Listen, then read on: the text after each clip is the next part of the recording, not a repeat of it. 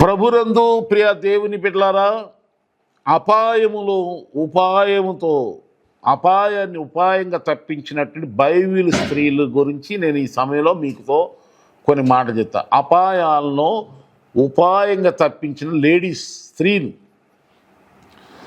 చూడండి. మనం త్వరగా చెప్తాను. ఈ ఈ సందేశం మీరు ప్రతి ఒక్కరు ఆత్మ సంగతులు కనుక ఆత్మ సంబంధులు కానీ అర్థం చేసుకుని దీవించబడండి. చూడండి, ఇక్కడ బైబిల్లో ఆది కాండములో 31 అధ్యాయం 35 వచనాన్ని మనం చదివితే, 31 అధ్యాయం 34 35 వచనం చదివితే, రాహేలు అనేటువంటి లాబాను కుమార్తె తన తండ్రితో అబద్ధం ఆడుతుంది. ఏం అబద్ధం అంటే, యాకోబు పద్దనరాము నుండి అనగా తన మామ దగ్గర నుండి ఆయన భార్య పిల్లలతో తన మామ దగ్గర నుండి తన తండ్రి ఇంటికి బయలుదేరి వచ్చేస్తూ ఉన్నప్పుడు తనకు తెలియకుండా తన భార్య అయిన రాహేలు లాబాను అంటే ఆయన తండ్రి ఇంట్లోనున్న బంగారం విగ్రహం తీసుకుని వస్తుంది. ఆ సంగతి యాకోబుకి తెలియదు. అయితే ఆయన ఏమంటాడు, సరే వెళ్ళిపోయేలో నీ భార్య పిల్లలు తీసుకుని నా పిల్లలే కదా, నీ భార్య పిల్లలు, నా పిల్లల్ని నాకు చెప్పకుండా తీసుకెళ్ళిపోయావా? సరే తీసుకెళ్ళావు, కానీ నా ఇంట్లో ఉన్న విగ్రహాన్ని ఎందుకు దొంగిలించావు అని చెప్పి యాకోబుని అడుగుతాడు లాబాను. అయితే అతను నేను చేయలేదు, నీలా అలాంటి పనులు నేను చేయలేదయ్యా, కనుక నేను ఒకవేళ నా యొక్క పిల్లల దగ్గర కానీ నా భార్య పిల్లల దగ్గర నేను చూసుకొచ్చి ఎక్కడన్నా ఉందంటే దానికి ఏ శిక్ష విధించి నేను పడతానంటాడు యాకోబు తన మామతో. తన భార్య తన తండ్రి ఇంటికాడ నుండి ఆ బంగారు విగ్రహం తెచ్చుకుందన్న సంగతి యాకోబు తెలియదు. కానీ ఆమెకు ఉన్న ఆశను బట్టి ఆడపిల్లలకి తండ్రి పుట్టింటి మీద ఆ ప్రేమను బట్టి, వాళ్ళ మీద ఉన్న ప్రేమను బట్టి అక్కడ ఉన్నటువంటి వాళ్ళ వస్తువులే కానీ వాళ్ళకున్న ఆస్తులు కానీ, అంటే తల్లిదండ్రులు, ఎందుకంటే ఆడపిల్లలు జీవితాంతం కూడా తల్లిదండ్రుల దగ్గర ఉండలేరు కదా, ఉండటానికి వీలు కదా. భర్త దగ్గరికి వెళ్ళిపోవాలి, మెట్టినింటికి వెళ్ళిపోవాలి, అక్కడ పిల్లలకు అనుకోవాలి, సంసారం చేసుకోవాలి. అది ఆడపిల్లకి ఆది నుండి ఉన్నటువంటి ఒక విధి. అలాగే ఆడపిల్లలు పుట్టింటి నుండి వెళ్ళేటప్పుడు అందుకని ప్రేమతో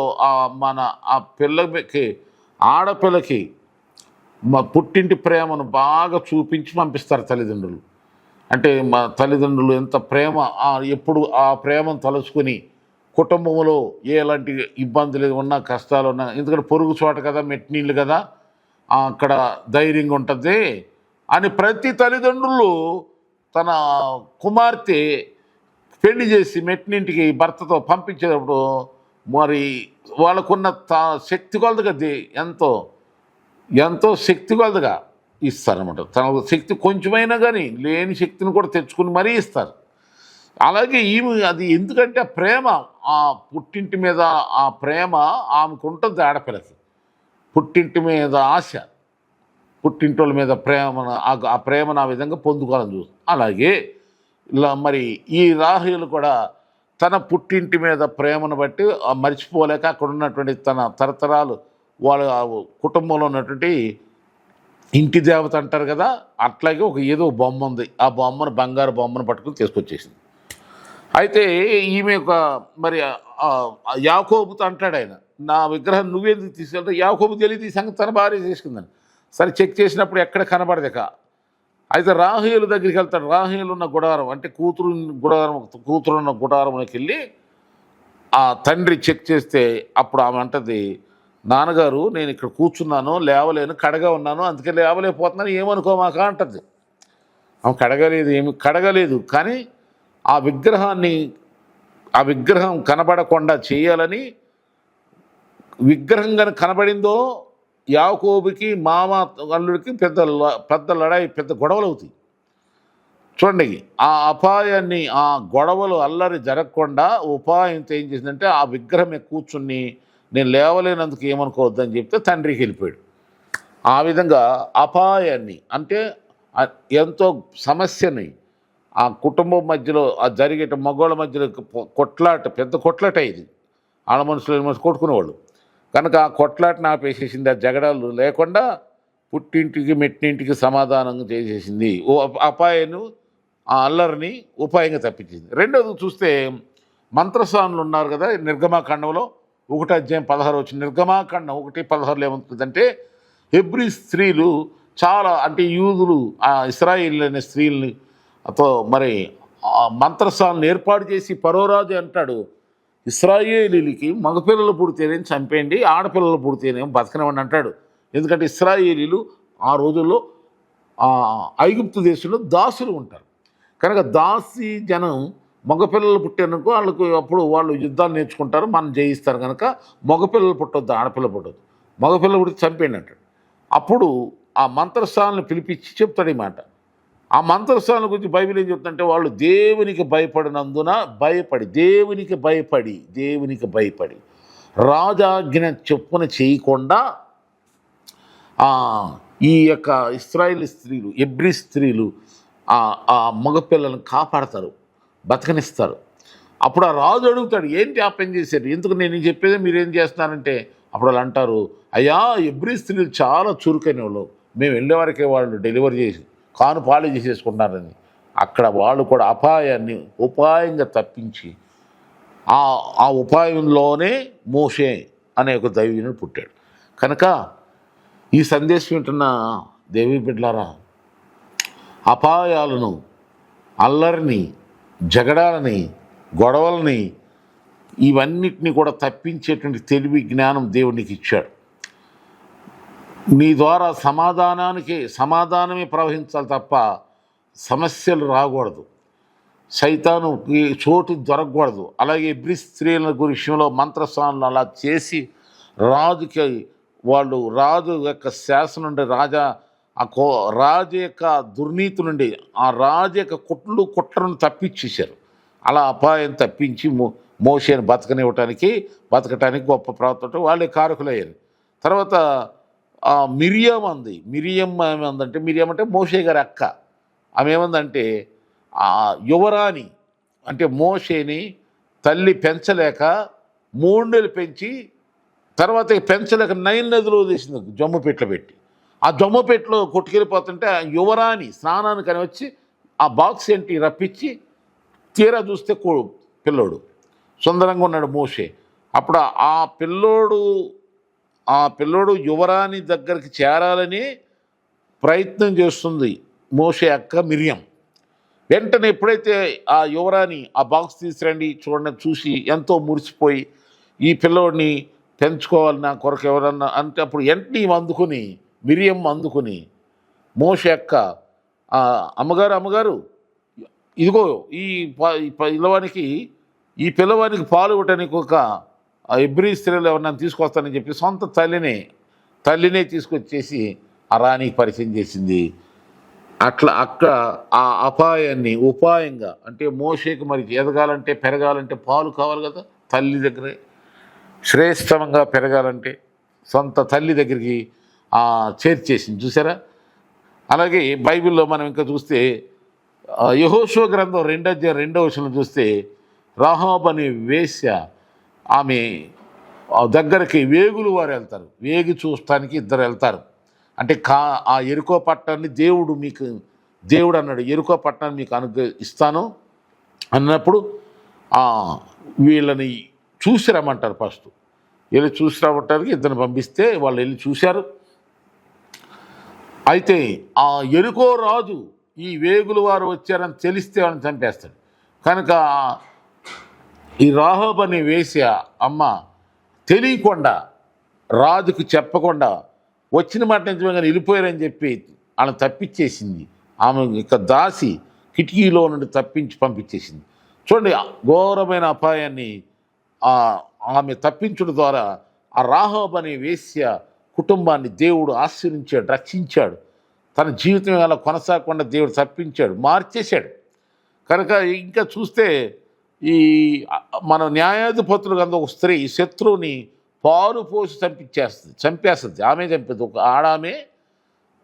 ఇది న్యాయాధిపతుల గ్రంథం 5:26 వచనం. న్యాయాధిపతుల గ్రంథం 5:24-25 చదువుకోండి. న్యాయాధిపతుల గ్రంథం 4 అధ్యాయము 5 అధ్యాయంలో ఈ విషయాలు ఉంటాయి.